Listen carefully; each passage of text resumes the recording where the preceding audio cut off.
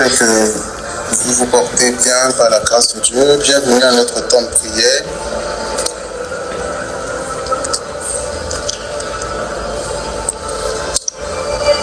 Je vais nous lire un passage dans le psaume 47.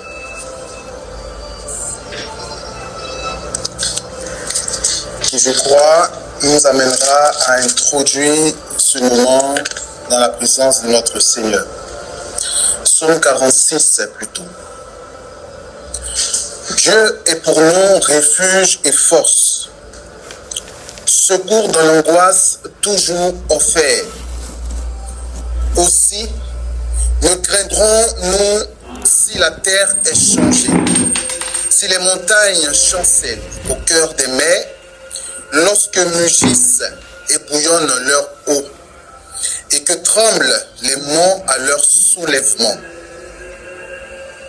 Avec nous, Yahvé Sabaoth, citadelle pour nous, le Dieu de Jacob. Un fleuve, ses bras réjouissent la cité de Dieu. Il sanctifie les demeures du Très-Haut.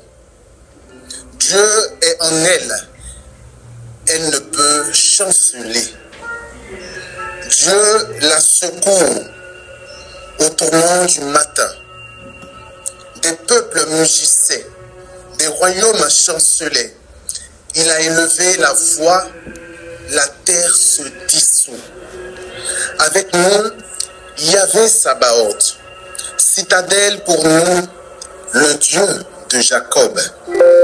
Allez, contemplez les hauts faits de Yahvé, lui qui remplit la terre de stupeur. Il met fin au guet jusqu'au bout de la terre. L'arc, il a rompu.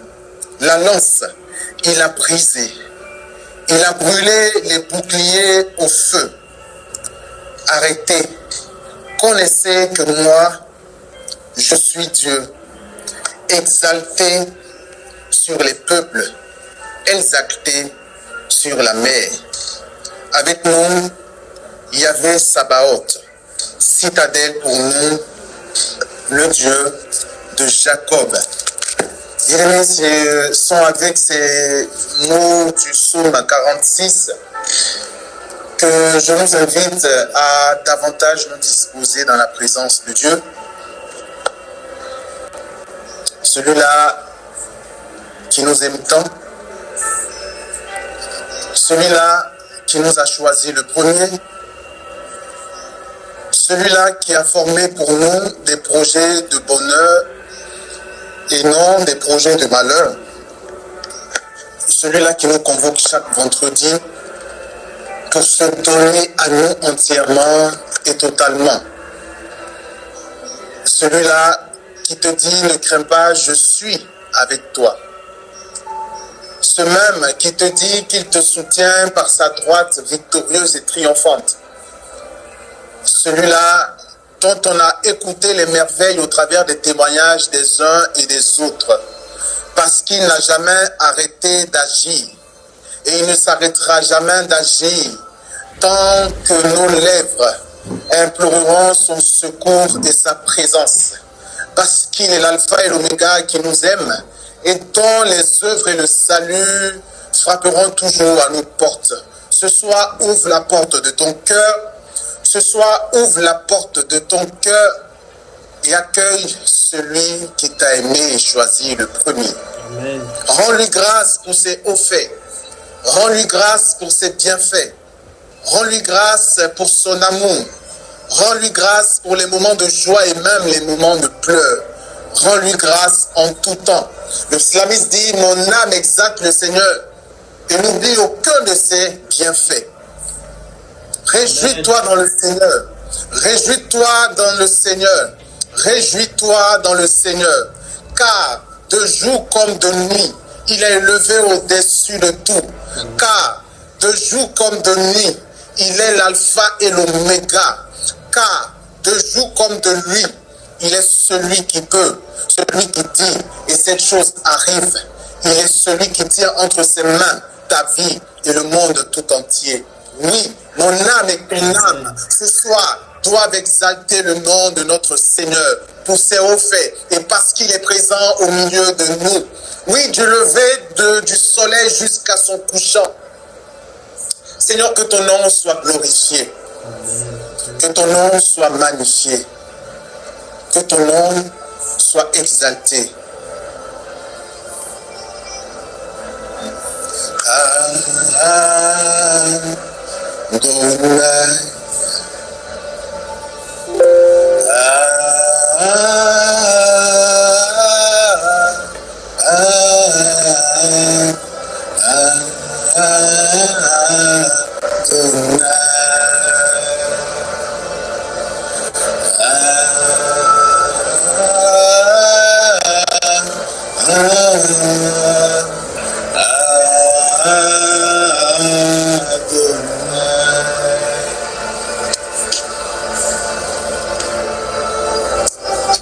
Lebron talabasso tokina la baba sheke le ran talabasso le brante ito sante le brande le yasoko toshe le brante le kinte le bosa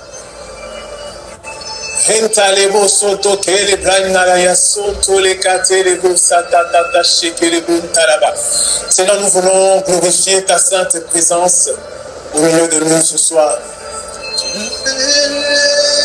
Dieu soleil jusqu'à son couchant, que ton nom soit glorifié.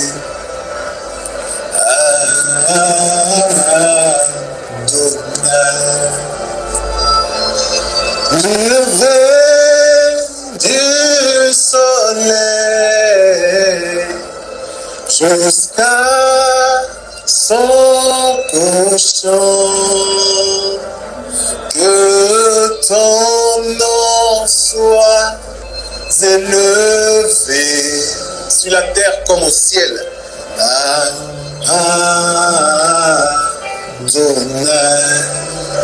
Seigneur, que ton nom soit élevé, alléluia, sur la terre comme au ciel, parce que tu restes le Dieu unique en tout temps et en toutes circonstances.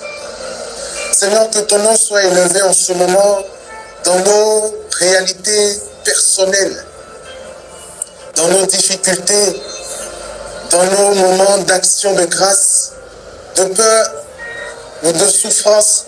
Seigneur, que ton nom soit élevé, parce que tu restes élevé à tout jamais.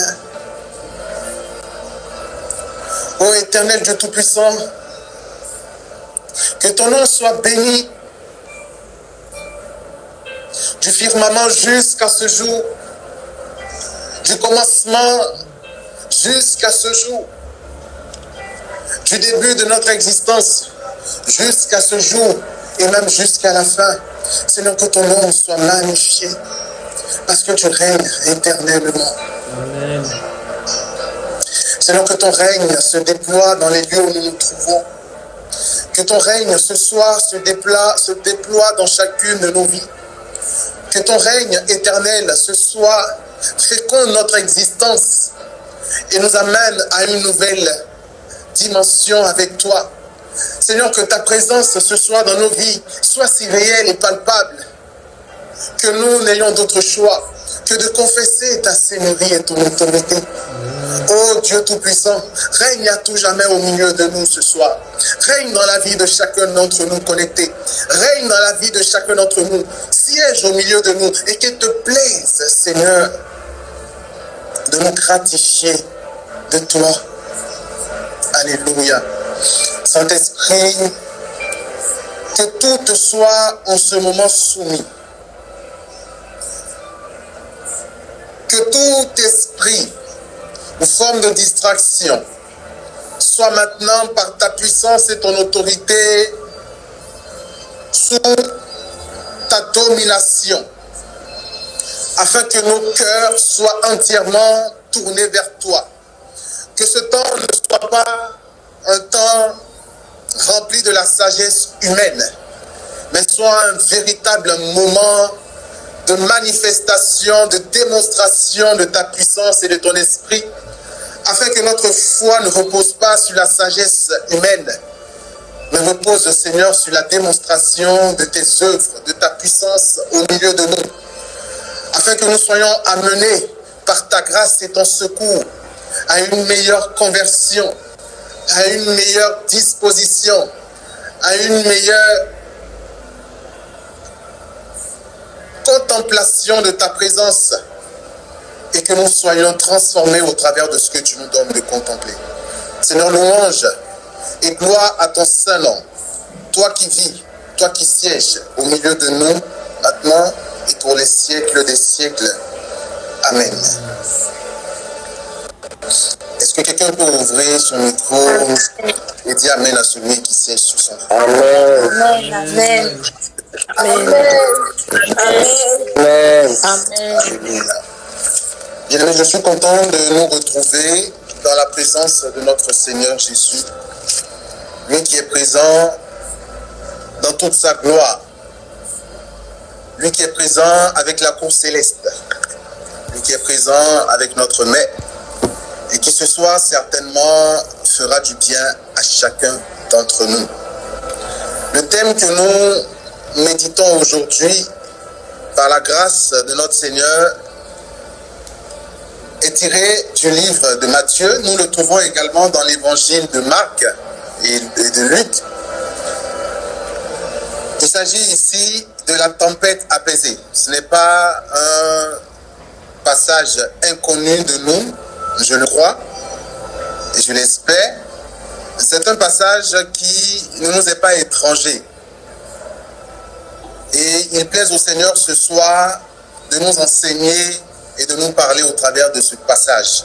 La tempête apaisée est donc le thème de notre méditation aujourd'hui, tiré du livre de Matthieu au chapitre 8, à partir du verset 23 jusqu'au verset 27.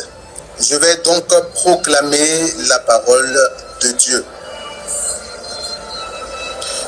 Puis il monta dans la barque, suivi de ses disciples, et voici qu'une grande agitation se fit dans la mer, au point que la barque était couverte par les vagues.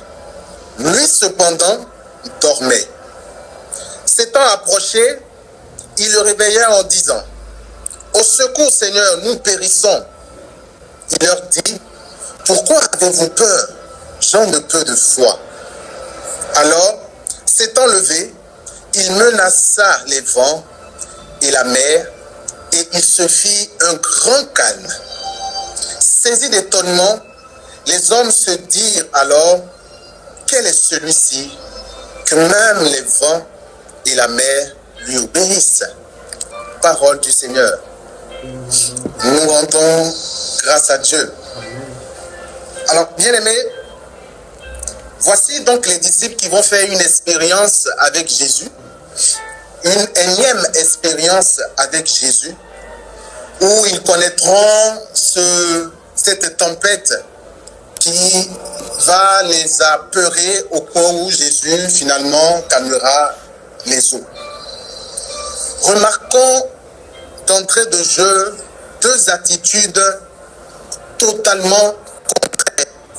Et quand je parle d'attitudes contraires, je veux parler ici d'une catégorie de personnes, c'est-à-dire les disciples, l'attitude des disciples et l'attitude de Jésus.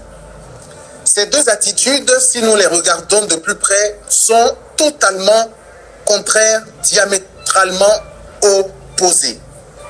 Commençons par les disciples.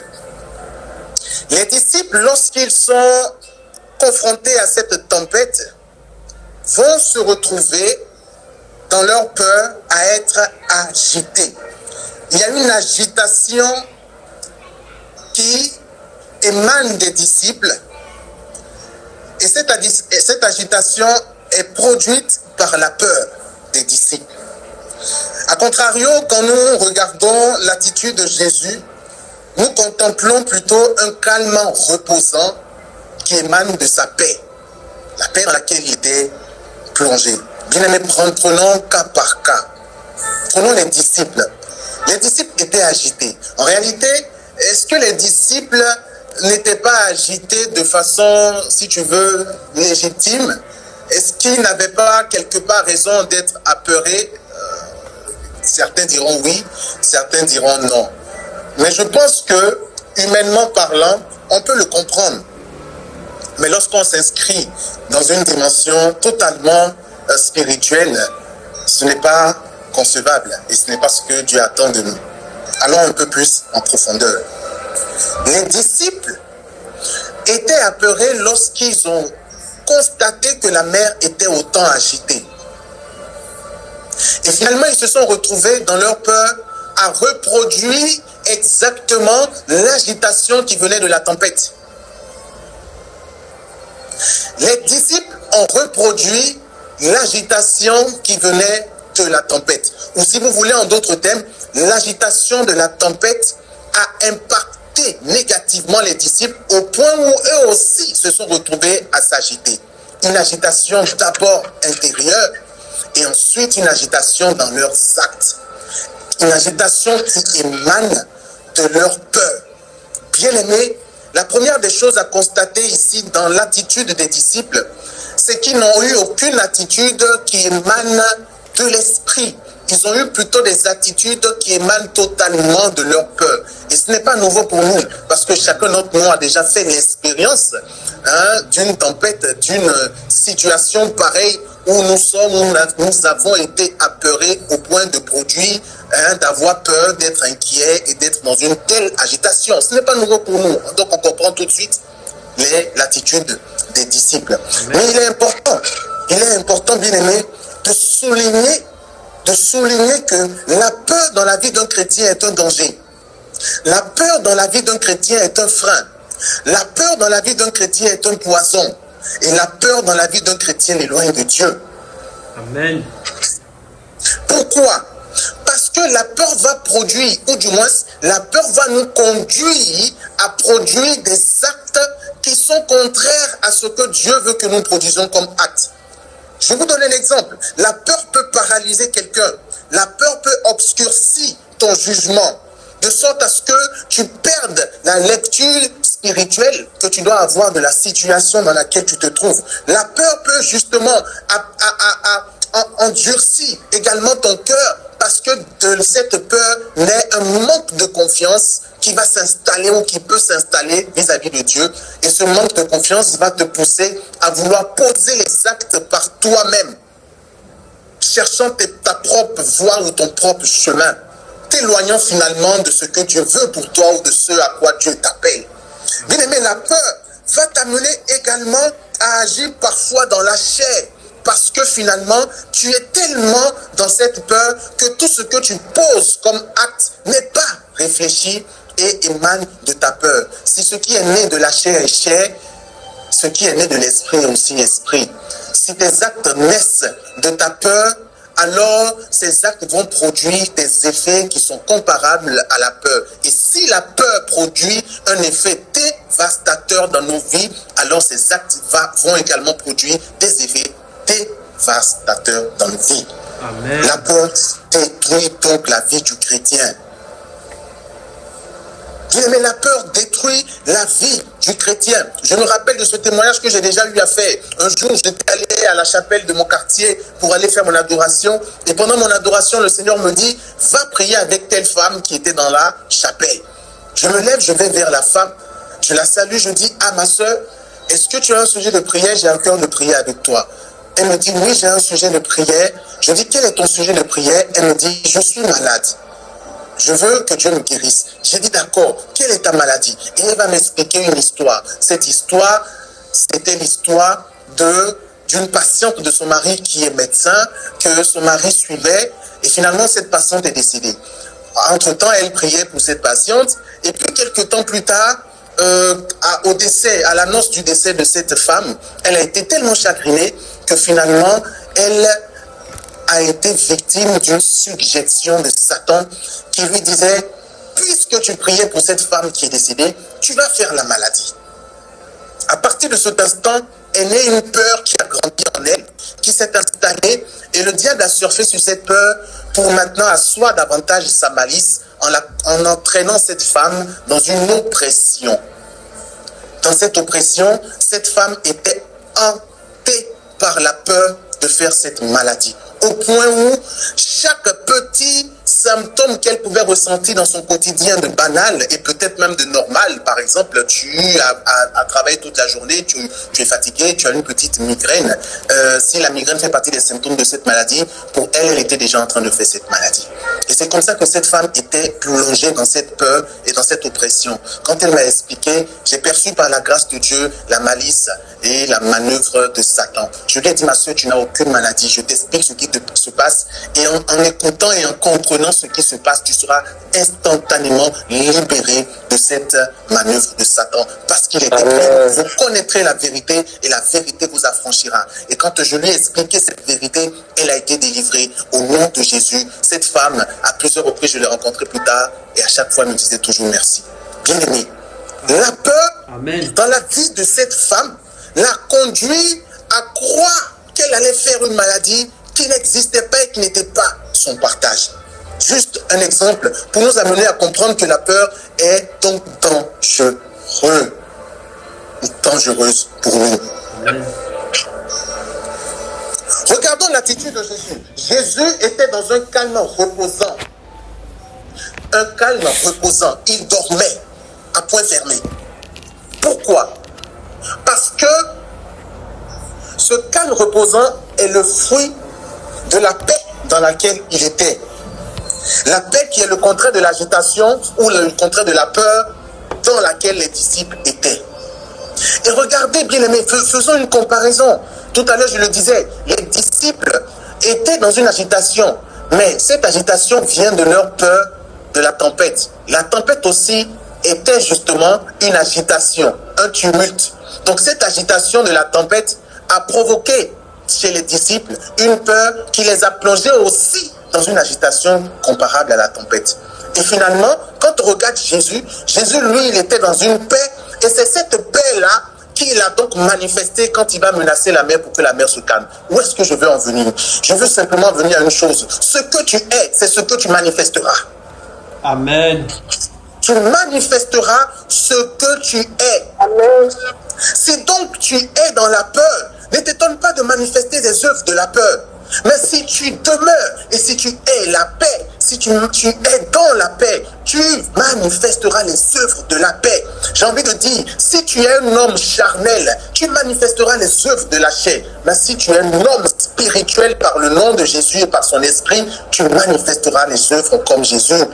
Des œuvres purement spirituelles. Et c'est à ça que Dieu nous appelle. Dieu nous appelle à cela. Parce que notre nature est d'abord spirituelle avant d'être une nature humaine. Jésus était vrai Dieu, mais également vrai homme. Mais entre sa dimension humaine et sa dimension spirituelle, celle qui était élevée plus que l'autre, c'était sa dimension, et c'est sa dimension spirituelle. En d'autres termes, oui, tu es aussi un homme, mais tu es également de nature divine. À partir de cet instant, toi et moi, nous pouvons porter les mêmes fruits que Jésus porte, et les mêmes fruits que Jésus souhaite que nous portons, pour la simple et unique raison que nous avons reçu le même esprit qui repose sur Jésus.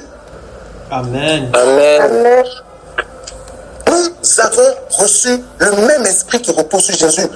Nous n'avons pas reçu un esprit de timidité ou de peur. On dit 2 Timothée 1, verset 7. Car ce n'est pas un esprit de timidité ou de peur que Dieu nous a donné, mais un esprit de force. Un esprit de force. Il s'agit ici d'une force qui n'est pas une force naturelle, mais une force spirituelle. Donc, elle est élevée au-dessus de la force naturelle. Ce qui nous donne de porter des fruits élevé au-dessus de notre dimension charnelle ou de notre dimension humaine. Bien aimé, dans cette réalité, il est donc possible pour toi et pour moi de manifester les œuvres de Jésus. Amen. Il est donc possible pour toi et moi de manifester ce même repos dans lequel Jésus était dans la barque.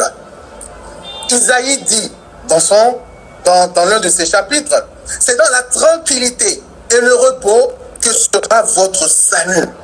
C'est dans le calme et la confiance que sera votre force. Bien-aimés, c'est capital. C'est dans la tranquillité et le repos que sera votre salut. Cette tranquillité et ce repos, les disciples ont perdu dans leur tempête.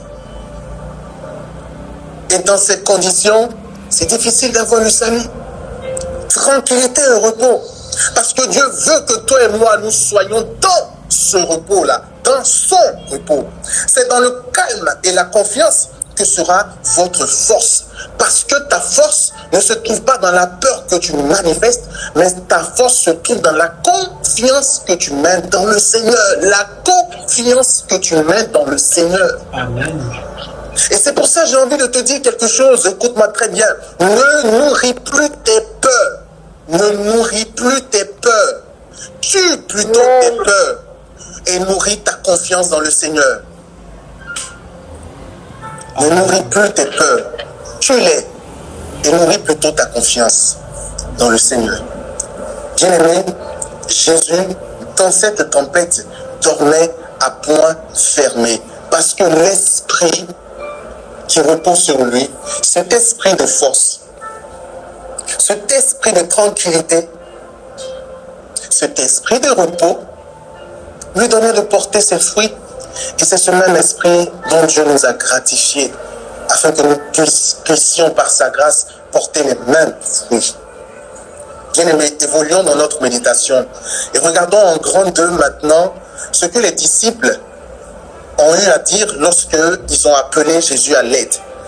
À un moment donné, les disciples vont se rappeler, je dis rappeler, pas qu'ils avaient oublié, mais quelquefois quand nous vivons une tempête, nous pouvons perdre de vue qu'il y a un sauveur que nous avons et qui est capable de nous sortir de notre situation. Les disciples se souviennent ou se rappellent que Jésus est présent dans la barque et finalement ils vont interpeller Jésus. J'aime le détail de ce passage que Marc nous relate dans son évangile, Marc chapitre 4 verset 38. Les disciples disent à Jésus: Maître, tu ne te soucies pas de ce que nous périssons? Point d'interrogation. En d'autres termes, nous on est en train de mourir et puis toi tu es en train de dormir à point fermé. Tu n'es donc pas soucieux de notre tempête ou de la tempête dans laquelle nous sommes. Tu n'es pas soucieux de notre souffrance. Tu n'es pas soucieux du fait que nous sommes en train de mourir. Ça te plaît de nous voir en train d'agoniser. Ça te plaît de nous voir être à la solde de la tempête qui nous assaille. Cela te plaît-il de nous voir pleurer? Seigneur, il te plaît ainsi donc de me voir souffrir. Il te plaît de me voir pleurer. Il te plaît de me voir me torturer jour et nuit, réfléchir à comment je vais manger, à comment je vais payer mon loyer. Il te plaît, Seigneur, de me voir dans telle ou telle situation, dans la maladie dans laquelle je suis depuis tant d'années. Seigneur, est-ce qu'il te plaise? Est-ce qu'il te plaise de me voir, Seigneur, sans emploi et être la risée du quartier de ma famille? Il te plaise donc de me laisser à la solde et à l'humiliation, Seigneur, du monde et des hommes qui m'entourent. Il te plaise donc, Seigneur, que je sois tant dans la souffrance. Bien-aimé, ce langage est un langage que nous avons souvent l'habitude d'avoir. Mais laisse-moi te dire une chose, c'est une erreur monumentale. Erreur monumentale, et je répète, erreur monumentale. Je t'explique pourquoi. Pour les disciples, il était anormal que Jésus soit en train de dormir au milieu d'une telle tempête, d'un tel danger, les laissant seuls face à leur détresse. Mais ce que les disciples ont oublié, écoute très bien ce que je vais dire maintenant, c'est que Jésus lui-même était dans la tempête au même titre qu'eux. Amen. Jésus était également dans la tempête au même titre que les disciples. Ce qui donc veut dire que si les disciples périssent dans cette tempête, cela veut dire que Jésus aussi est censé périr avec eux dans la tempête. Parce qu'ils étaient ensemble. A contrario, s'il est possible pour Jésus de ne pas périr dans cette tempête, Cela veut dire, d'emblée, cela veut dire par ricochet qu'il ne serait pas possible pour les disciples non plus de périr dans cette tempête. La vie donc des disciples est étroitement liée à la vie de Jésus. Amen. La finalité de la vie de ses disciples est liée à la finalité de Jésus. Leurs deux destinées sont unies, bien-aimés. Jésus est dans la même barque que toi, sauf si tu n'as pas donné ta vie à Jésus, ou sauf si Jésus n'est pas le centre de ta vie. Celui qui n'a pas pour Jésus maître, et celui qui n'a pas accueilli Jésus dans sa vie, celui qui n'a pas laissé la première place à Jésus, peut certainement s'inquiéter dans de pareilles circonstances. Mais celui qui a fait le choix de Jésus, ou qui a répondu à l'appel du Christ, parce que c'est lui qui nous a choisi le premier, celui qui a accueilli cet appel de Dieu, qui a donné sa vie à Jésus et dont Jésus est le maître, bien aimé, sa vie est étroitement liée à la vie de Jésus. Ou si tu veux, la vie de Jésus est étroitement liée à notre vie. Nous sommes tous les deux dans le même bateau, dans la même barque.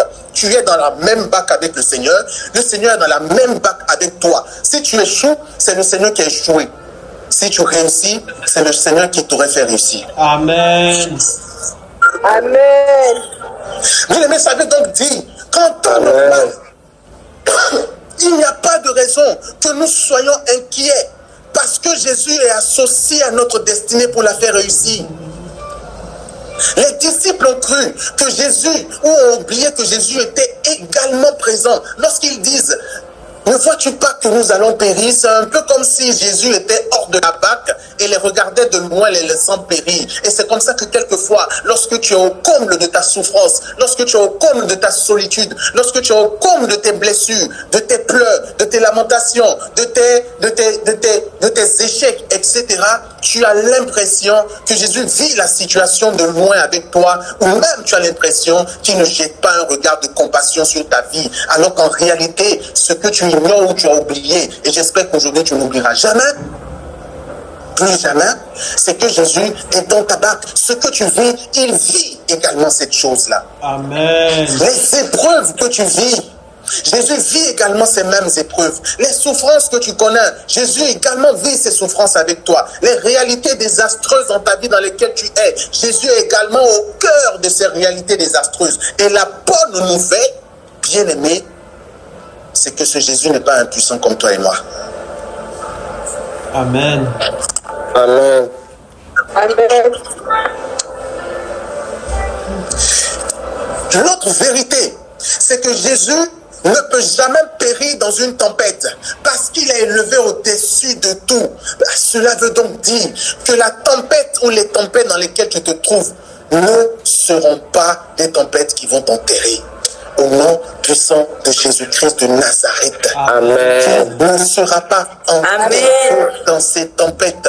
La parole de Dieu précise dans ce passage que la mer recouvrait la barque. Les mers recouvraient la barque. Ça veut donc dire qu'ils étaient plongés dans cette tempête et submergés par cette tempête. Mais malgré cela, dans le nom de Jésus, elle a été calmée avec puissance et rapidité quand le maître a ouvert sa bouche, quand le maître a tendu sa main, quand le maître a menacé la mer. Tant que tu as Jésus dans ta vie, tant que tu marches avec Jésus, tant qu'il est celui qui siège à tes côtés, bien-aimé, tu n'échoueras pas et les tempêtes ne pourront rien dans ta vie. Il le dit. Il le dit. Même si tu marches dans la vallée de l'ombre de la mort, tu ne craindras aucun mal. Aucun mal. Aucun mal. Aucun mal. C'est l'héritage de ceux-là que Dieu a choisi. Alors les tempêtes dans lesquelles tu te trouves, ou dans lesquelles tu te trouveras demain, ne sont pas des tempêtes qui ont pour but de t'anéantir. Ce sont des tempêtes qui ont pour but de te rendre plus fort dans le nom de Jésus. Amen. Alléluia. Amen. Ce sont des tempêtes qui ont pour but de te faire passer vers une autre étape, une autre dimension, un autre level de ta marche à la suite du Seigneur. Bien-aimé, Amen. si Jésus est dans ta vie, alors il est dans ta barque. Si Jésus est dans ta barque, alors il vit les mêmes réalités que tu vis. Et j'aime beaucoup ce que Saint Paul nous dit. Il nous dit quelque chose dans ses épîtres. Nous sommes le corps du Christ. Christ étant la tête et nous les membres. Ce qui veut dire que lorsque nous souffrons, Jésus souffre avec nous. Lorsque nous sommes heureux, Jésus est heureux avec nous. Si nous sommes dans des tempêtes, Jésus vit la tempête également avec nous. Et s'il est la tête et nous le corps du Christ, cela veut donc dire que la tête souffre plus que le corps. Parce que tout ce que le corps va vivre, la tête le vit. Parce que la tête est justement l'organe qui va, le cerveau coordonne absolument tout. Bien-aimé, dans ces conditions, Jésus avec toi, dans ta barque et dans ta vie, n'a pas pour but que toi et lui, vous puissiez périr dans les différentes tempêtes de vos vies. Bien au contraire, son désir, c'est que de ces tempêtes-là, vous deux vous sortez victorieux. Et c'est pour ça, bien aimé, qu'il faut que nous arrêtons de penser que parce que nous souffrons, parce que nous prions, parce que nous n'avons pas encore gain de cause quant aux doléances que nous soumettons au Seigneur, que Dieu nous a abandonnés. Non, bien-aimé, c'est une erreur parfois que Satan s'échine à vouloir nous faire croire. C'est une erreur monumentale que Satan veut souvent nous faire croire. Oui, j'ai prié, j'ai pas encore vu cette chose s'accomplir. J'ai tant prié, on a prophétisé dans ma vie, on m'a dit ci, on m'a dit ça. Mais malgré tout ça, je vis toujours les mêmes situations. En réalité, Dieu ne veut pas m'exaucer. Il exauce les autres, mais pas moi. C'est une erreur de le penser. Arrêtons de penser que Dieu nous abandonne dans notre situation. Parce que ça fait mal.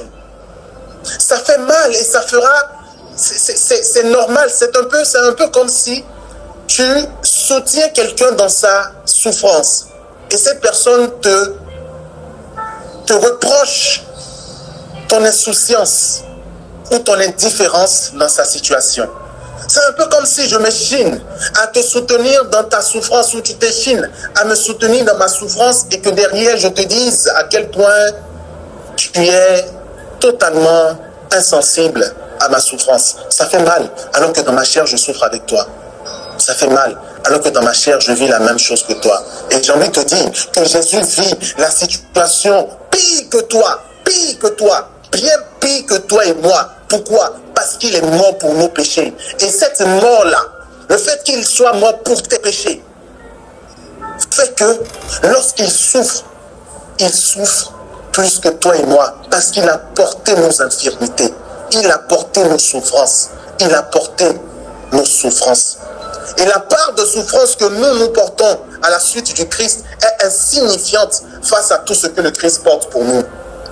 Amen. Alors quand il souffre avec nous, il souffre beaucoup plus que nous. Il souffre beaucoup plus que nous.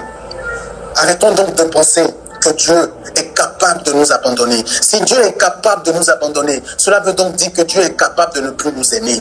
Et ça, c'est une offense monumentale. C'est une offense au Seigneur que de penser que Dieu est capable de ne pas ou de ne plus nous aimer. Saint Paul le dit, rien ne peut nous séparer de l'amour de Dieu manifesté en Jésus-Christ. Bien-aimé, Jésus, Amen. dans un grand 3, contemplons la réponse de Jésus aux disciples. Jésus dit aux disciples, particulièrement dans le passage de Matthieu, pourquoi avez-vous peur, gens de peu de foi? Jésus reproche aux disciples leur peur et surtout leur incrédulité. Pourquoi avez-vous peur, gens de peu de foi?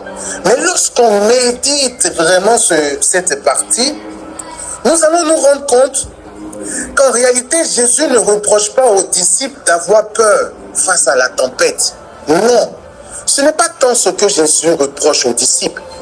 Parce que humainement, on peut comprendre qu'on ait des peurs face à certaines situations de nos vies. Ça peut se comprendre, nous ne sommes que des hommes et nous sommes faibles dans notre humanité. Mais ce que Jésus reproche aux disciples, ce n'est pas tant leur peur face à la tempête. Vous savez ce que c'est?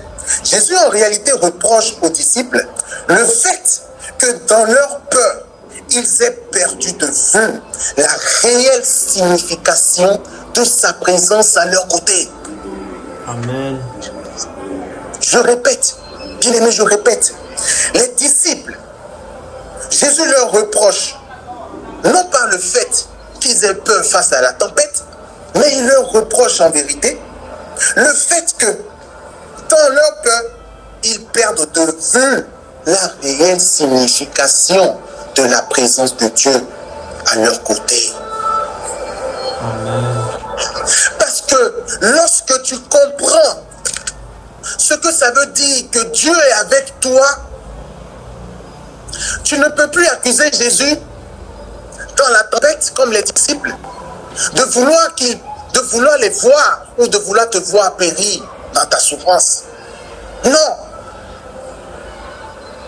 Bien-aimé, la présence de Dieu veut dire quoi? La présence de Dieu à nos côtés veut dire quoi? J'ai cité tout à l'heure un passage du psaume 91 où le Seigneur dit que même si tu traverses la vallée de l'ombre de la mort, tu ne craindras aucun mal, car sa roulette et son bâton te rassurent. Mais son bâton et sa roulette ne sont que des signes de la manifestation de sa présence à tes côtés. Donc, si on veut donc retourner cette phrase ou la dire autrement, on dira, même si tu traverses la vallée de l'ombre de la mort, tu ne craindras aucun mal, car Dieu est présent à tes côtés, simplement. Et donc, le fait que nous ne craignons pas lorsque nous traversons la vallée de l'ombre de la mort, ce n'est pas parce que nous sommes forts, ce n'est pas parce que nous prions beaucoup, non, ce n'est pas parce que nous sommes élevés, nous lévitons à 10 mètres de la terre ou du sol, non, mais c'est simplement parce que Dieu est à nos côtés. Amen. La présence de Dieu à nos côtés est donc l'assurance que nous ne sommes pas seuls dans nos réalités. Amen. Et je peux citer un autre passage, celui de Moïse. Moïse, lorsqu'il fait l'expérience de la rencontre de Dieu dans le buisson ardent et que Dieu va lui annoncer sa mission d'aller sauver son peuple des mains de Pharaon, Dieu va l'envoyer. Va donc dire à Pharaon de libérer mon peuple. Moïse va regarder Dieu ou je ne sais pas s'il a regardé ou s'il n'a pas regardé, mais Moïse va dire à Dieu, mais qui suis-je moi pour aller dire ce que tu dis là, de dire à Pharaon? Qui suis-je pour demander à Pharaon de libérer ton peuple? Et la réponse de Yahvé est ce qui m'intéresse. Yahvé dit à Moïse, ne t'inquiète pas, car je suis avec toi. Alléluia. Amen.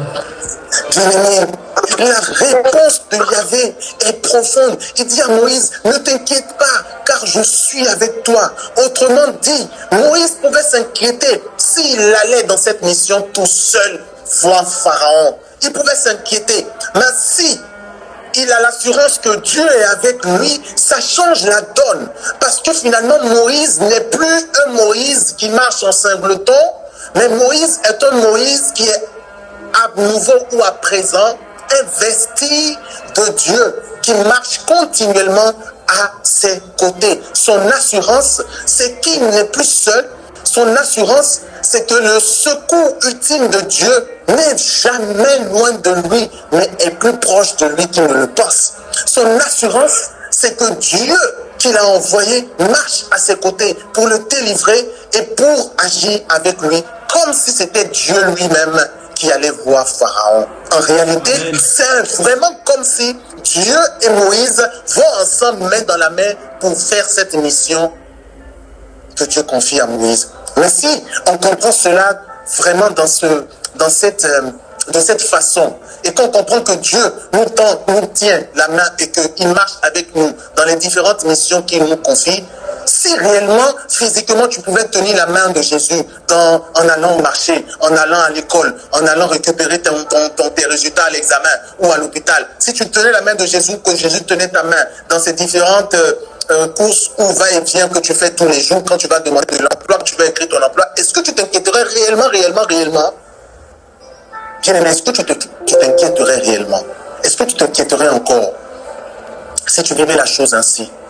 Je ne pense pas. Mais ce qui se passe, c'est que nous avons perdu de vue ou nous ne comprenons pas ce que signifie la présence de Dieu à nos côtés. Et l'autre nom du Seigneur, c'est Emmanuel, Dieu avec nous. Emmanuel, Dieu avec nous, veut tout dire. Ça veut dire, encore une fois, que Dieu est avec toi. Et comme on dit cette parole, si Dieu est avec toi, qui peut être contre toi? Amen. Amen. Si Dieu est avec toi, qui peut être contre toi? Qui peut être contre toi? Quelle tempête peut se lever dans ta vie sans être abaissée par ce Dieu qui est avec toi? Amen. Quelle réalité dans ta vie peut perdurer alors que celui qui vit éternellement est au-dessus de tout? Bien-aimé, la tempête dans laquelle les disciples étaient n'est jamais, je dis bien, jamais plus réelle que la présence de Jésus aux côtés des disciples. Je vous fais une démonstration scripturelle. Regardez. Avant qu'il n'y ait tempête, lorsque les deux montent dans la barque, il n'y avait pas de tempête. Jusqu'à ce qu'ils évoluent dans leur parcours sur la mer, il n'y avait pas de tempête. Mais est-ce que Jésus n'était pas présent? Est-ce que Jésus n'était pas présent? Jésus était présent avant la tempête. Pendant la tempête, qui a calmé?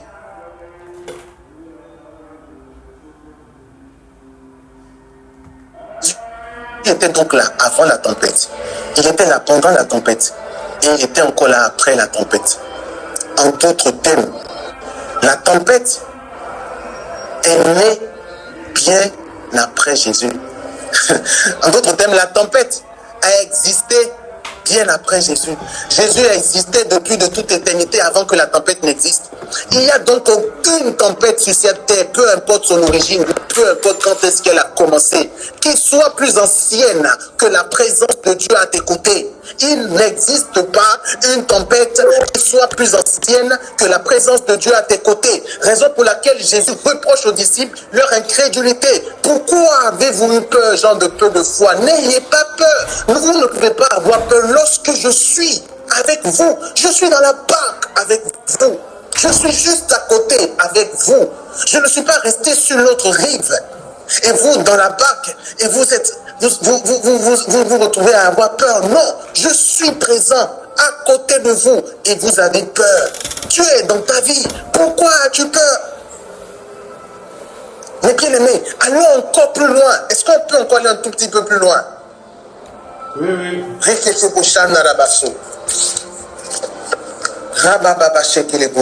Regardons le premier verset de ce chapitre, de ce passage. Chapitre 8 toujours, le verset 23. Verset par lequel cette histoire, cet évangile commence.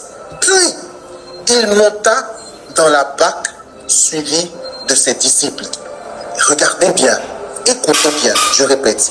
Puis, il monta, on parle de Jésus, dans la barque suivi de ses disciples. Le premier qui a mis son pied dans la barque, ce ne sont pas les disciples. La première personne qui a mis son pied dans la barque, c'est Jésus. Et les disciples étaient derrière lui, le suivant. Jésus est donc celui qui conduit ses disciples. C'est ce que cela veut dire. Jésus est celui qui conduit ses disciples. Il est celui qui est devant, qui marche devant ses disciples. Il est, si tu veux, le bouclier qui couvre ou qui protège ses disciples, ses enfants, ses choisis. S'il y a tempête, c'est d'abord lui que la tempête va rencontrer avant de toucher ceux qui étaient derrière ou ceux qui sont derrière. S'il y a danger, c'est d'abord lui que ce danger va d'abord rencontrer avant de toucher ceux qui sont derrière. Le premier à être montré dans la barque, ce ne sont pas les disciples, mais c'est d'abord Jésus. Cela montre que Jésus est celui qui conduit ses disciples. Amen. Bien-aimé, lorsque tu comprends et que tu intègres cela, tu peux comprendre pourquoi Jésus s'est donc un peu énervé à juste titre, où il a été un peu irrité, reprochant un peu aux disciples leur incrédulité. Parce que, un, il est conduit, deux, il est avec eux, présent, et trois, dans ça, il n'était pas question pour les disciples d'avoir peur. Bien-aimé, est-ce que tu as compris jusque-là ce que le Seigneur t'enseigne ce soir? Le simple fait que ce ne soit pas toi qui l'aies choisi, mais lui qui t'ait choisi le premier, doit t'amener à comprendre qu'il est celui qui est au cœur de ta vie. Amen. Il est celui qui guide et qui conduit ta vie et tes pas. Si tu coules, alors il coule à la limite avec toi. Mais une chose est sûre, c'est que Dieu ne peut couler parce qu'il est élevé au-dessus de tout. Donc on enlève cette supposition. Amen. Ce qui veut dire que si tu dois couler parce que Jésus est à tes côtés, tu ne peux plus couler. Alléluia. Si tu devais couler parce qu'il est à tes côtés, tu ne peux plus couler. Regardez ce qu'il dit à Marthe.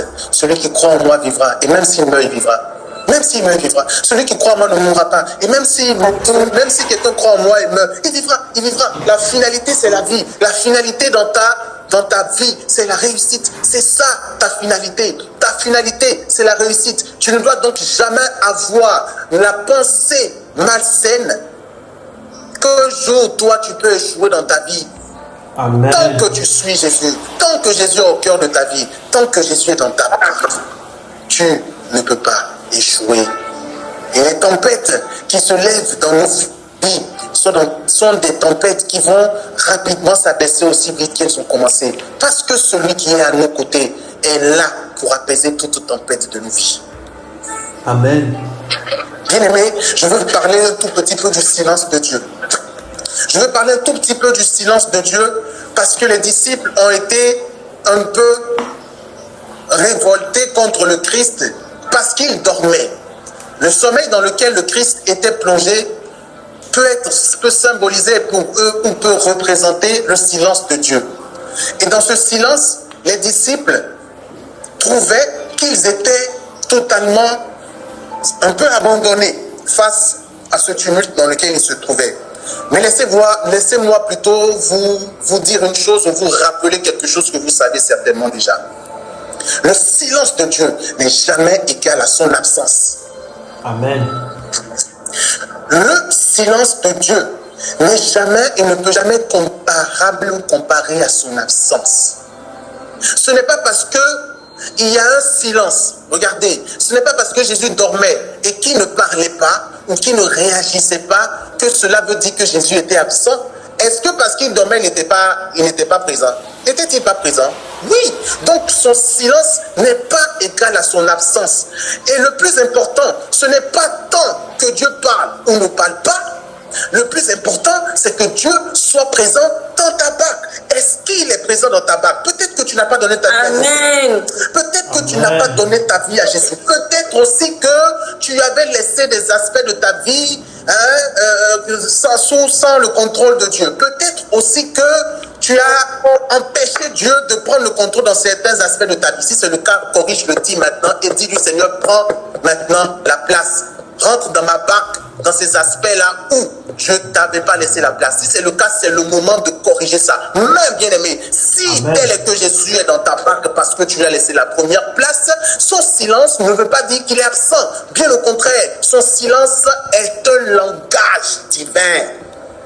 Amen. Le silence de Dieu est également un langage. Rappelons-nous du prophète, mon ami et cher patriarche que j'aime beaucoup, le prophète Élie, qui fait l'expérience de la parole de Dieu dans le doux silence, dans le murmure d'un doux silence. Dieu n'était pas dans le feu, Dieu n'était pas dans le tremblement, il n'était pas dans les éclairs, il n'était pas dans le tonnerre, dans toutes les manifestations puissantes. Dieu n'était pas dans ces manifestations. Quelquefois, il est dans ces manifestations, mais cette fois-ci particulièrement, il n'était pas dans cette manifestation. Mais il y a eu un doux silence, une brise légère. Bien aimé, une brise légère, c'est un silence.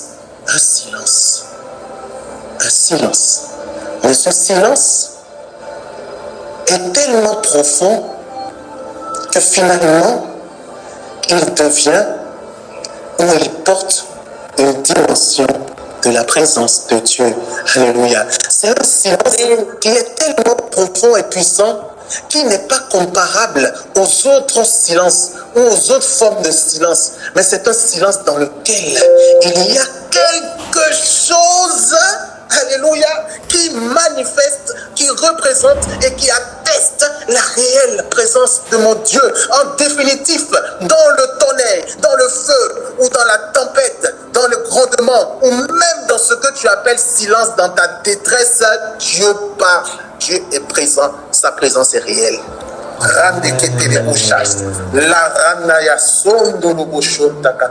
Seigneur, sois béni.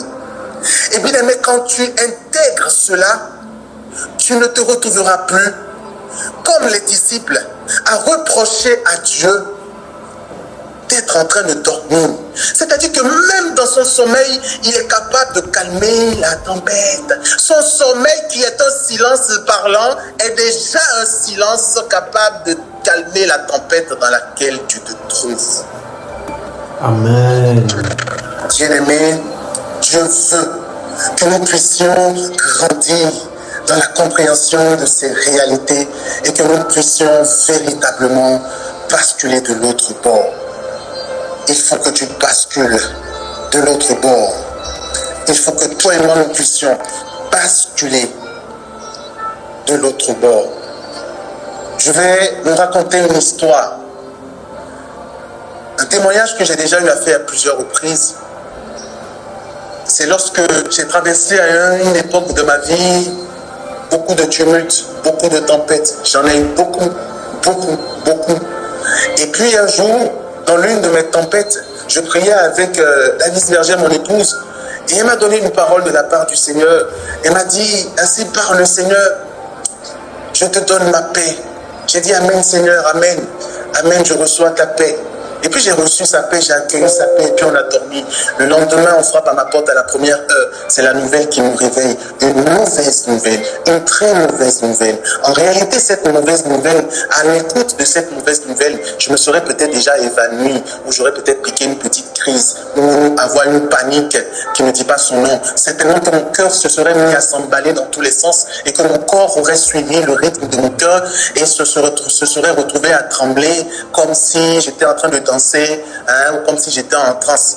Mais ce jour-là, quand j'ai reçu la nouvelle ce matin, c'est rentré dans une oreille, c'est sorti par une autre oreille. Je me suis demandé, mais et puis quoi encore? Alléluia. Oh, bien aimé. Mais moi, je me connais. Je sais qu'en temps normal, ce genre de nouvelles, ça doit me rakatayaba le cœur. Amen. Mais, quand ça s'est passé comme ça, j'ai dit, mais, c'est où? L'inquiétude est où? Inquiétude, où es-tu? Peur, où es-tu? Agitation, où es-tu? Je n'ai rien vu. J'ai dit, Et c'est là que le Saint-Esprit me rappelle la parole de la veille. Hier, ne t'ai-je pas donné ma paix? En te donnant ma paix, j'ai préparé ton cœur à l'accueil de cette nouvelle. Je dis, mais Seigneur, tu es dans ma barque,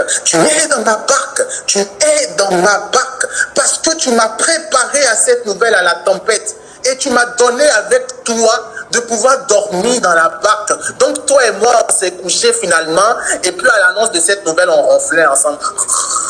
Alléluia. Je pouvais dormir tranquillement parce que j'avais l'assurance que celui qui m'a donné la paix avant même que la nouvelle ou la tempête ne commence était déjà au contrôle de la situation. Amen. Bien aimé, quelquefois, nous voulons, en fait, on a tellement été habitués à nous inquiéter, ou on s'est très souvent tellement inquiété qu'à un moment donné, c'est comme si on cherche même l'inquiétude. C'est-à-dire que dès qu'il y a une petite situation, on veut l'inquiétude, on recherche l'inquiétude. On frappe à la porte de l'inquiétude. L'inquiétude, même parfois, nous fuit, mais on va la rechercher. Viens, non, tu n'as pas appris qu'il y a une nouvelle bizarre. Viens, on va s'inquiéter, viens. J'ai eu un tumulte aussi à une époque, un autre tumulte. Et puis, avant ce tumulte-là, le Seigneur me parlait, il me disait les choses, j'étais content, je répondais Amen. Et les minutes qui ont suivi, j'apprends une nouvelle dévastatrice. C'était une nouvelle, c'était pas une bonne nouvelle. Si tu veux, c'est la pire des nouvelles qu'on peut t'annoncer. C'était le décès de quelqu'un. Quand j'ai appris ça, non, mais qui à l'écoute d'une telle nouvelle ne va pas s'inquiéter. Mais ce qui était bizarre, quand j'ai appris ça, j'ai dit quoi? Oh, j'ai couru. Je suis allé m'isoler un peu, j'ai fléchi le genou franc contre terre et j'ai commencé à crier, Seigneur, oh Seigneur, pourquoi? Oh Seigneur, prends pitié. Mais quand je faisais ça, en fait, les larmes ne sortaient pas. C'était un peu comme si j'étais en train de forcer pour vouloir pleurer. Premièrement, ça m'a fait tic. J'ai dit, c'est quoi? C'est une nouvelle, on pleure un peu. Donc je commence encore, Seigneur, oh Seigneur, oh Seigneur. Les larmes ne sortent pas. Et je sens au plus profond de moi une paix pas possible. Amen. Je dis, mais non, ça c'est pas normal, ça c'est encore quelle paix, ça. On te dit que quelqu'un décide, toi tu es encore là, tu as la paix de quoi? Seigneur, une troisième fois, et je cherche les larmes. Oh, pourquoi? Je fais la grimace, mes yeux, mon visage est tout froissé comme quelqu'un qui pleure, mais rien ne sort. Et puis au plus profond de moi, il n'y a pas de pleurs.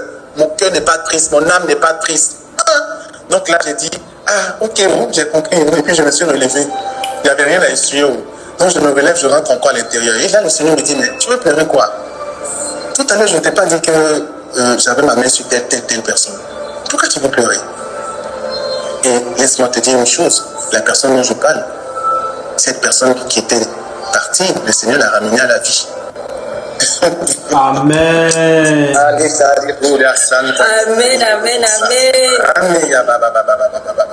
Bien-aimé, Dieu veut que nous sortions de toute forme de peur. Dieu veut nous libérer et nous délivrer de toute forme de peur.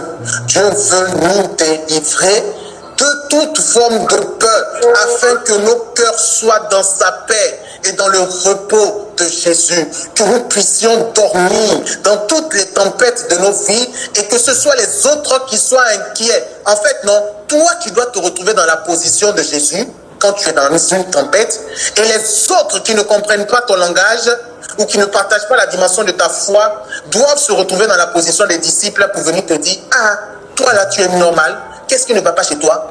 On est dans une telle situation, puis toi tu es en train de dormir. On est dans une telle situation, et puis toi tu es comme ça. Et puis tu n'es pas inquiet. Est-ce que c'est pas toi à la limite qui a envoyé la tempête? On doit à la limite même t'accuser de sorcier parce que toi tu n'es pas inquiet par la situation. Mais c'est pas que tu es sorcier. C'est simplement que toi, Dieu t'a fait basculer dans cette dimension pour que dans la tempête, tu sois comme ce Jésus qui est dans un repos total. Bien aimé, je finis avec ça. Jésus, lorsqu'il a calmé la tempête, la parole nous dit qu'il a menacé le vent et la mer, et le vent et la mer se sont instantanément calmés. Qu'est-ce que cela veut dire? Cela veut dire, bien aimé, que Jésus a exercé une autorité sur ces éléments de la création.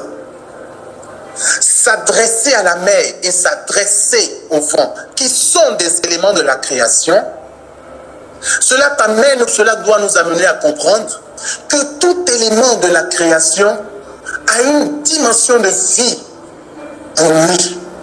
Tout élément de la création a une dimension de vie en lui. C'est donc un élément de la création, une dimension de vie en lui. Cela veut dire que l'on peut exercer, si l'on a reçu cette autorité, l'on peut exercer cette autorité sur tout élément de la création. L'on peut parler au vent et le vent va s'arrêter. Bien aimé, je vais vous raconter une histoire. Un jour, on avait eu un temps de nos prières ici, samedi à la maison, un samedi de prière.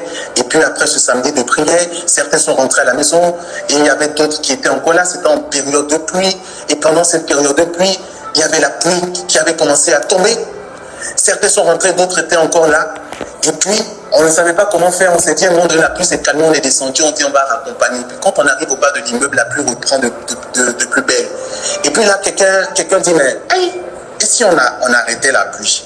J'ai dit, mais tiens, retourne-toi, retourne-toi. Effectivement, je me suis mis sous la pluie, j'ai ouvert ma bouche, j'ai dit, Seigneur, dans le nom de Jésus, j'ordonne maintenant aux écluses des cieux de se fermer afin que cette pluie s'arrête. et que cette pluie reprenne lorsque nous reviendrons à la maison. Mais en attendant qu'on aille accompagner tes enfants, qu'elle se calme et qu'elle calme ses ardeurs. Au nom de Jésus. Bien-aimés, 3 ou 2 petites minutes après, la pluie s'est calmée. Je vous parle de quelque chose. Et ce genre de témoignage, je l'ai vécu plus d'une fois. La pluie s'est calmée. Nous sommes allés raccompagner les frères et sœurs. Et ensuite, on est revenu à la maison. On était 2. Il y a un frère qui était resté, qui avait passé la nuit. On est revenu à la maison. Quand on est revenu à la maison, dès qu'on est monté au 3e net, la pluie a recommencé 4 fois plus forte que celle qui tombait tout à l'heure. J'ai dit, Seigneur, merci. Il en sera toujours ainsi. Parce que l'autorité que tu m'as donnée, me donnant la grâce, la puissance par ta grâce d'ouvrir les écluses des cieux et de les fermer, Seigneur, parce que je suis ton enfant. Et ce que tu fais, tu me donnes de l'accomplir aussi. Bien aimé, je te raconte cet hommage pour que nous comprenions que quand Jésus nous dit qu'il nous a donné autorité de marcher sur tout serpent ou sur tout scorpion et toute la puissance de l'ennemi, et que cette puissance ne pourra rien contre nous, il s'agit d'une autorité que nous n'avons pas l'habitude d'exercer. Jésus, en ayant calmé la mer et le vent par des menaces, nous montre que nous pouvons faire pareil. Il a fait une démonstration pareille lorsqu'il est allé maudire le figuier avec les disciples. Il arrive sur place, il voit le figuier n'a pas porté de fruits. C'était même pas la saison. Et puis il dit, toi, tu ne porteras plus jamais de fruits. Le figuier devant tout le monde se dessèche instantanément. Un figuier qui avait des feuilles vertes, toutes les feuilles sont devenues, sont mortes. Le figuier a été desséché, plus de vie en lui. Les disciples étaient étonnés, ils étaient stupéfaits. Et Jésus leur dit maintenant, écoutez, si vous avez une foi aussi grande qu'un grain de moutarde, vous pourrez accomplir. Vous pouvez dire à la montagne de se lever et de se jeter dans la mer, et puis elle obéira. Cela veut dire donc, bien-aimé, que Dieu nous a donné aussi la capacité, par notre foi, par la puissance de l'esprit, la puissance de la parole, de parler à la tempête, d'ordonner au vent de se calmer, d'ordonner à la tempête de se calmer, de parler aux éléments de la nature et ils vont obéir parce que nous avons reçu une autorité qui ne vient pas des hommes, mais une autorité qui vient de Dieu. Amen. Ton autorité en tant qu'enfant de Dieu. Il est temps qu'en tant qu'enfant de Dieu, tu te lèves dans ta famille, que tu te lèves dans les différents combats, dans les différentes tempêtes de ta propre vie, dans les différentes tempêtes et combats de ta famille, et que tu dises au nom de Jésus-Christ de Nazareth, toi tempête qui empêche les femmes de ma famille d'enfanter, tu t'arrêtes dans le nom de Jésus-Christ de Nazareth. Toi tempête qui empêche les femmes de se marier, tu dessèches maintenant, tu sèches maintenant, tes os sèchent maintenant, et toutes les femmes peuvent maintenant se marier. Toi, tempête de la maladie, je te maudis au nom de Jésus, et j'invite la vie à remplacer ou à prendre la place dans le corps de telle personne. Bien aimé, tu peux, par l'autorité que Dieu t'a donnée, exercer cette autorité et stopper les tempêtes de ta vie. Il y a des tempêtes de ta vie que tu vas stopper par cette autorité, que tu peux stopper par cette autorité. C'est pas tant que c'est toi qui stoppes, mais c'est Dieu qui se joint à cette autorité qu'il t'a donnée pour dire oui et amen, effectivement, qu'il en soit ainsi, et puis cela se passe. Et quand ce sont des tempêtes que tu ne peux pas stopper de cette façon, sois sûr d'une chose, tu n'as pas à t'inquiéter, parce que celui qui est à tes côtés va stopper ça. Je suis sûr que Jésus aurait été admiratif si plutôt, au moment de la tempête, il voyait ou il apprenait qu'un des disciples s'était levé et avait plutôt dit, « vent, nous sommes avec Jésus, et Jésus est au-dessus de tout. Donc tu t'arrêtes, mais tu te calmes, et puis ça se calme. » Jésus aurait été plus admiratif, même si ça ne s'était pas calmé, il aurait été plus admiratif de voir que les disciples, par la foi, ont pu faire ça. Parce que c'est un manque de foi qui leur a reproché. Genre de peu de foi. Mais s'ils avaient manifesté une dimension pareille de cette foi, certainement que le vent se serait calmé, parce qu'en réalité, le vent est aussi bien soumis à Dieu, mais soumis également à celui ou ceux à qui Dieu a donné autorité comme lui, c'est-à-dire toi et moi. Amen. Et bien aimé, vous voyez, c'est parce que nous sommes ignorants de notre identité que parfois nous subissons certaines tempêtes. Jésus, pourquoi il n'a pas eu peur? Mais comment il peut avoir peur face au vent alors que c'est lui-même qui a créé le vent? Tu vois un peu? Comment il peut avoir peur face à la mer alors que c'est lui-même qui a créé la mer? C'est un peu comme si un père a peur de son enfant. Comment tu peux avoir peur de ton enfant de 2 ans alors que, petit balayage, il va dormir? De la même façon, Dieu attend de nous que nous puissions également exercer cette autorité en fonction de notre identité. Ce que je dis là, bien aimé, je ne nous incrimine pas quant à nos différentes peurs. D'ailleurs, j'ai ce petit témoignage que je partagerai avec vous. Le dimanche passé, j'étais à la messe, au quartier ici. Et puis, c'était la messe de 7 heures. Alors, il y a des câbles de courant qui alimentent justement la chapelle, qui apparemment, il y avait un court-circuit. Et ce sont des câbles de haute tension.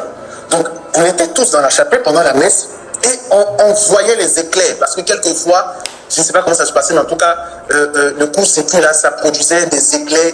Et puis les éclairs illuminaient un tout petit peu la chapelle. Et ça faisait un bruit avec les éclairs. Et on était même donc c'était un ensemble de et puis d'éclairs. Tout le monde avait compris que ça, c'est le courant qui fait ça. Voilà, il y a un court-circuit. Donc, première fois ça s'est passé, j'ai regardé et dit, j'ai regardé les autres, j'ai souvenu que les autres n'ont pas suivi. Et puis après, pendant la messe encore, ça s'est répété je ne sais combien de fois, peut-être une cinquantaine de fois même pendant la messe, ou une trentaine de fois pendant la messe. Et à un moment donné, l'évangile du jour parlait de Jésus qui marchait sur la mer, et puis Pierre qui dit, Seigneur, si c'est toi, dis-moi de venir. Le Seigneur lui a dit, viens. Et puis il a commencé à marcher, après le vent a soufflé, et puis il a eu peur. Et j'ai dit dans les oreilles de Jessica, qui était à côté, je lui ai dit, les disciples aussi, c'était des peureux, oh. Et puis après, quand le courant a continué à faire les coups cycliques, à un moment donné, je me suis demandé, j'ai dit au Seigneur, Seigneur, on tire ou on riposte? En d'autres termes, on fuit ou on reste calme? Parce que ça, là, faut pas, ça va prendre feu ici et puis on va se retrouver à détailler dans l'église. Et puis nous, on était un peu proche du courant là. Donc, à un moment donné, j'ai eu cette interrogation et puis je me suis mis à rigoler. Après, je me suis ressaisi. C'est pour nous amener simplement à comprendre que, humainement, oui, on peut éprouver des peurs. Mais ressaisissons-nous parce que celui qui vient à nos côtés est plus fort que tout. Amen. Amen. Amen, amen, amen. Alors, il y a quelqu'un qui vient de dire Amen et j'ai vu je ne sais pas qui a dit Amen. Qui a dit Amen tout de suite? Amen, Amen, Amen 3 fois. C'est moi. Dans tes 3 Amen ont libéré une telle puissance de Dieu. Amen. Est-ce que tu sais ce que Amen veut dire? Amen veut dire ainsi soit-il. Tu as dit ainsi soit-il 3 fois. Tu as scellé 3 fois quelque chose que tu ignores certainement dans ta propre vie. Mais laisse-moi te dire que ces 3 Amen ont libéré la puissance de Dieu. Cela veut donc dire que le ciel est ouvert sur ta vie, là où tu es là. Mets-toi dans une position adéquate. Amen. Commence à prier.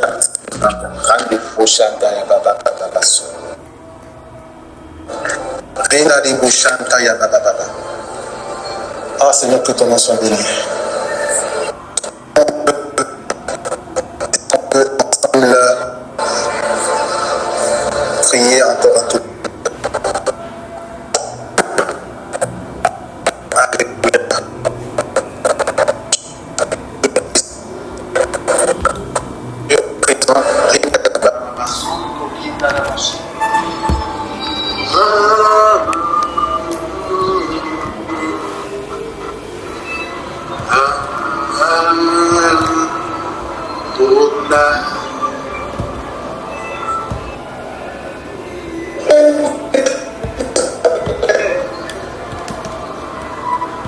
Jusqu'à son couchant, que ton nom soit glorifié.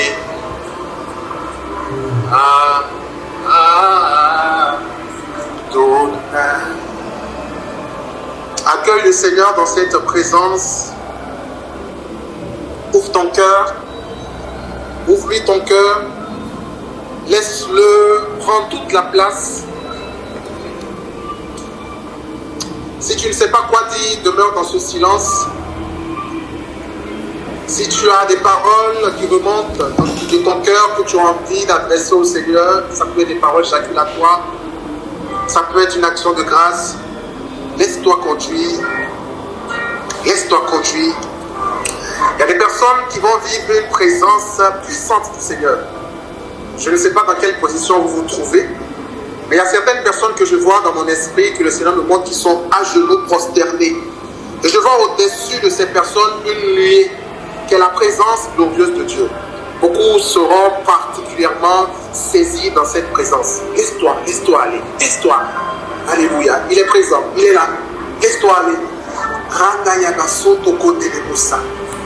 Alors Cathy, je t'ai dit tout à l'heure de te connecter parce qu'à plusieurs reprises, le Seigneur m'a demandé de te renvoyer le lien et de te demander de te connecter. Je t'ai dit, je ne sais pas pourquoi le Seigneur m'a demandé de le faire, j'ai juste obéi. Est-ce que tu peux ouvrir ton micro? Il y a une chose que le Seigneur me dit te concernant.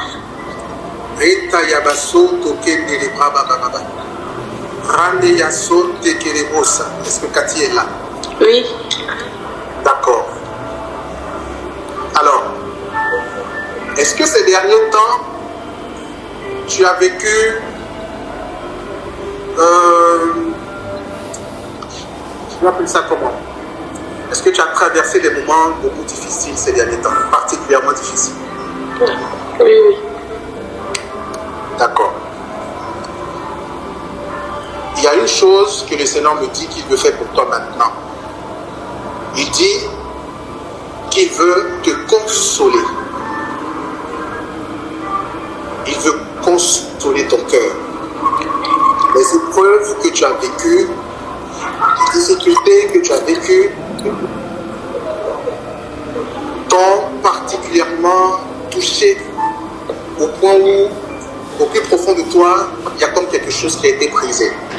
Et quand je dis brisé, tu vois la puissance de Dieu qui est en train de tomber sur toi en ce moment précis. Amen.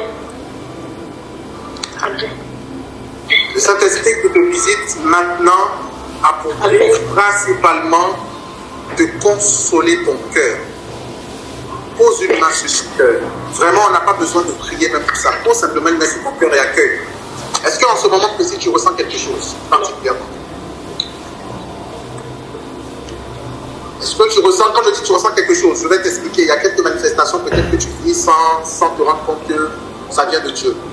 Au moment précis où j'annonce ces paroles, tu peux ressentir soit des frissons, tu peux ressentir comme ton cœur qui palpite, tu peux ressentir l'activité inhabituelle au niveau de ton cœur, voilà. Tu peux ressentir une chaleur, tu peux ressentir une fraîcheur, ce sont des manifestations de la présence de Dieu. Mais je peux t'assurer que le Saint-Esprit en ce moment se plaît à visiter ton cœur. Si je pose une main sur ton cœur. Merci Seigneur.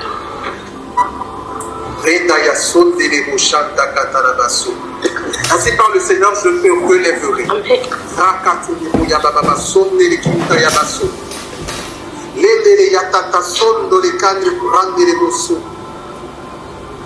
Est-ce que tu as des projets en commerce? Oui. Alléluia. Alors, je te vois en train de parcourir beaucoup de pays. Amen. Le Seigneur va relâcher sur toi une grâce particulière pour le commerce. Merci Seigneur.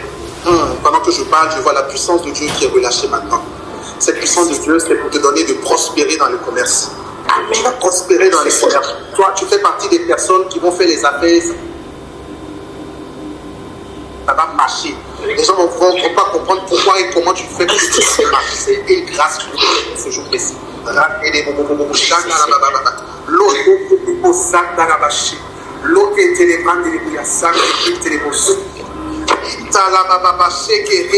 Seigneur dit qu'il veut faire de toi un témoignage.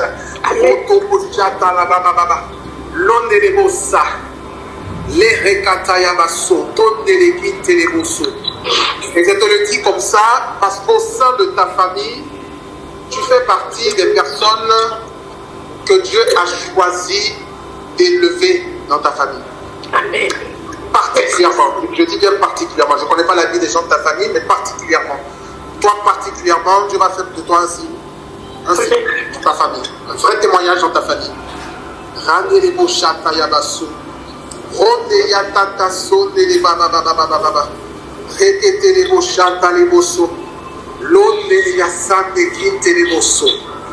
Il y a un signe que le Seigneur va te donner particulièrement pendant ce temps de prière, ou je ne sais pas à la fin, si c'est pendant que tu témoigneras, au moment des témoignages, c'est que, je ne sais pas si ça a déjà commencé aussi, mais ton cœur sera habité d'une grande paix.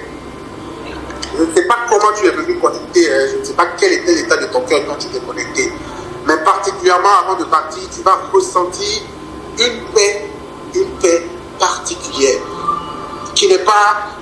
en fait, non, tu ne peux pas passer à côté de cette paix-là. Ce n'est pas une paix que tu as reçue, bien tu sens, tu n'es pas très sûr. Non, c'est une paix qui va s'imposer à toi, une vraie paix. La paix qui ne vient pas des hommes, mais qui vient de Dieu. Que cette paix inonde maintenant le nom de Jésus-Christ de Nazareth. Continue de glorifier le nom de Jésus. Merci Seigneur. Béni sois-tu. Qu'il te plaise, Seigneur, de calmer les tempêtes de nos vies. Qu'il te plaise, Seigneur, de menacer les tempêtes de nos vies, de corriger les réalités de nos vies. Rabato, talabato. Alors, Jérémie, je ne sais pas pourquoi le Seigneur te nomme, mais le Seigneur te nomme, Jérémie. Attends-toi à lui. Rababaki de Dibosha.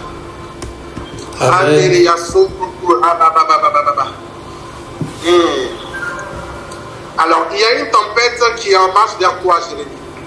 Rassure-toi, ce n'est pas une tempête épreuve, mais c'est une tempête, c'est la puissance de Dieu qui va te visiter. Amen. C'est une tempête dans la puissance de Dieu.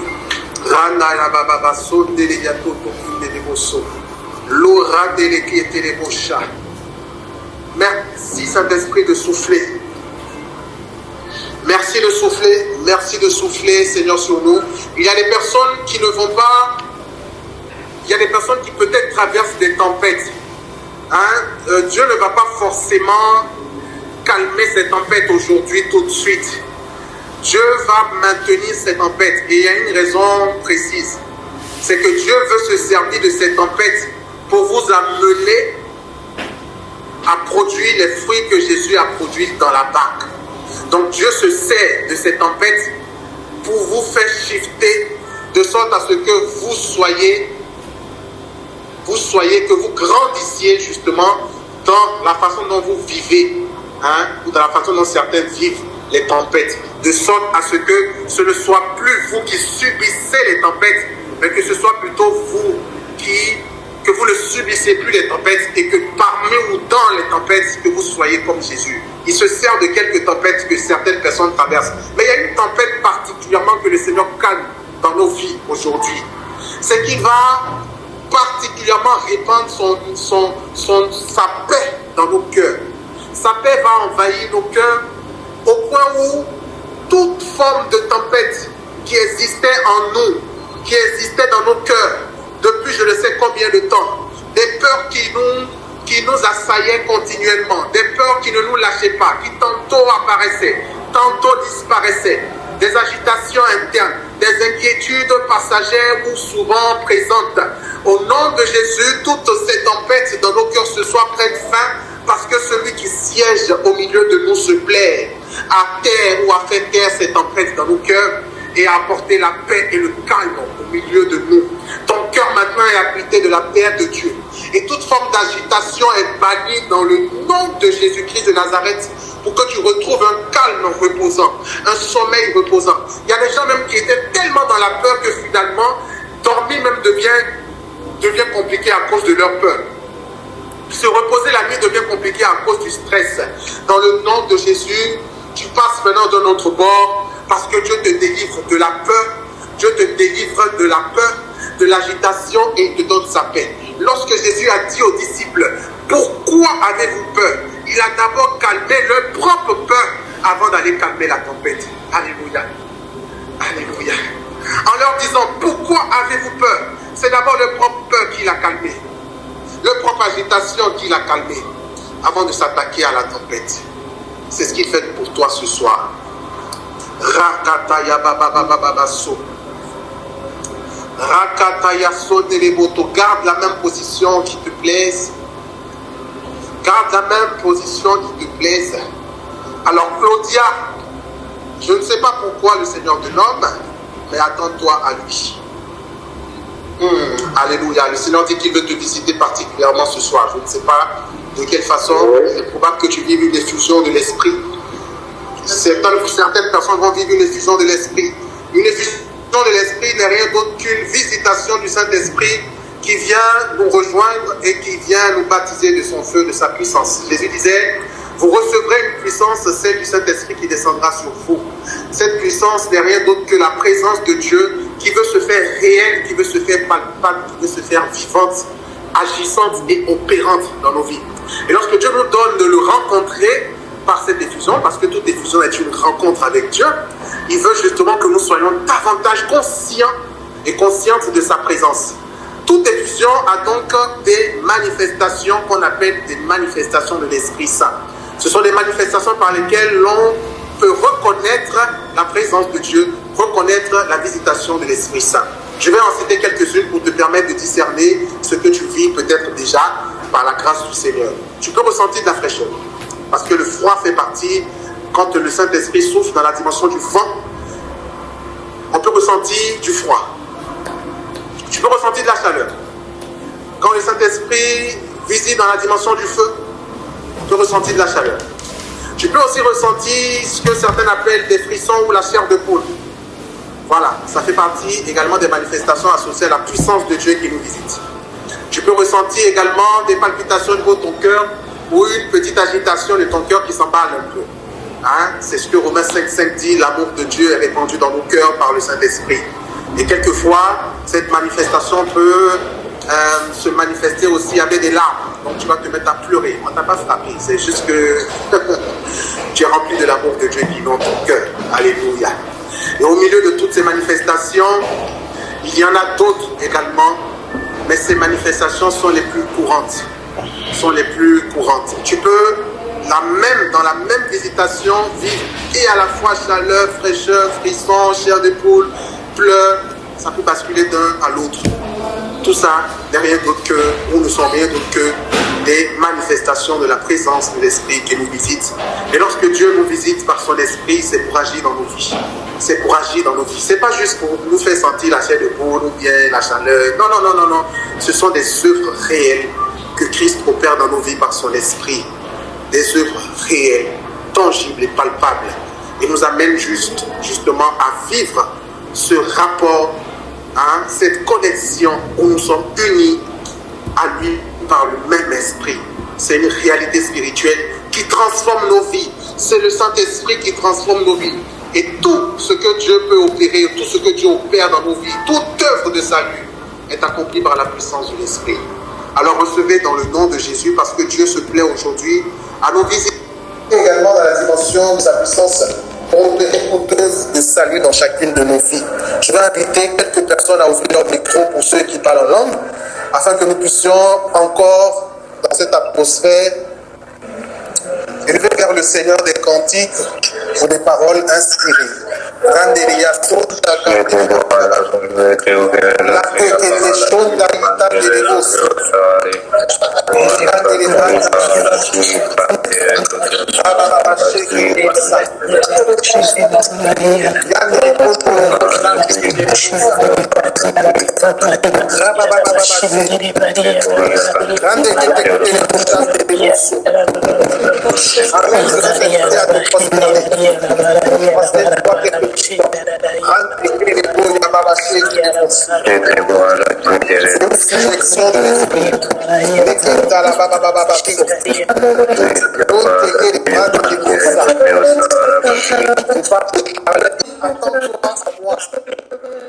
Pas particulièrement pendant la prière, mais cette semaine ou dans les jours à venir, attends-toi au Seigneur. Arlène Kina. Il y a une grâce pour toi, je ne sais de quelle grâce il s'agit, mais attends-toi au Seigneur.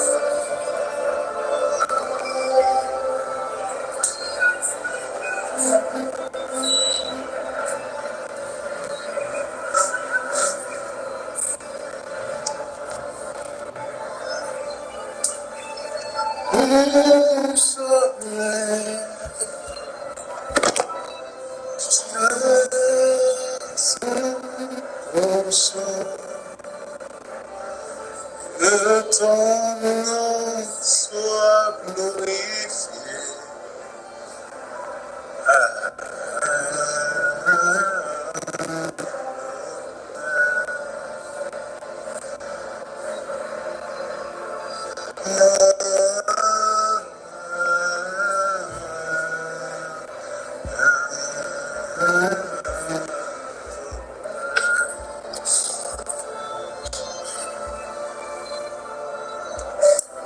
Seigneur, nous te bénissons et nous te rendons grâce.